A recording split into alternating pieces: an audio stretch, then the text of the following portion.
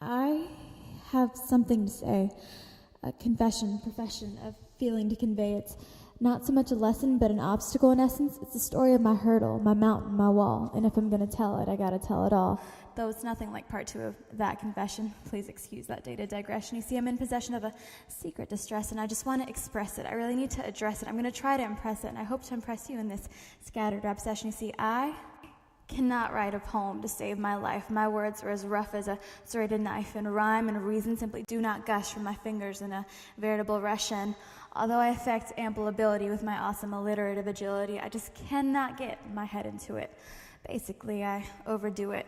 But that's not the secret written on this page. You see that if there's one thing that really makes his heart beat against its cage, it's the transition from word to stage. The thought of being appraised, caught in your gaze. The anxiety is making me days, weeks, months, and years.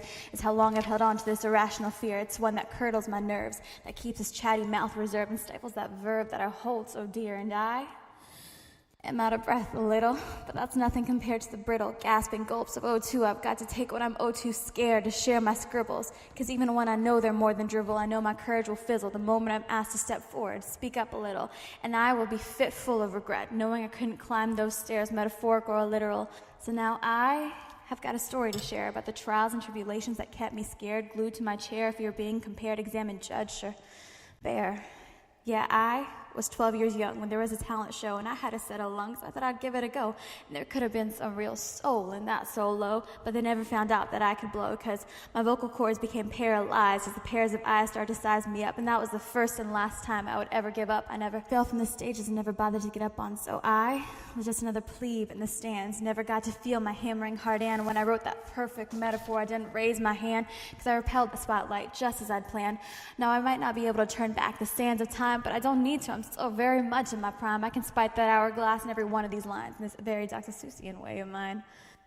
Now I have got my feet planted on this floor, and my pulse is leaping out of my wrist, and the tremble in my fingers will not subsist, which is why I'm waving my hands like this. And I know these rhymes may be somewhat amiss, but at least I can say them loud and with emphasis, because once upon a time my only captive audience was my shower head, but now I am telling you that my voice is no longer dead, and there ain't no way I'm stopping.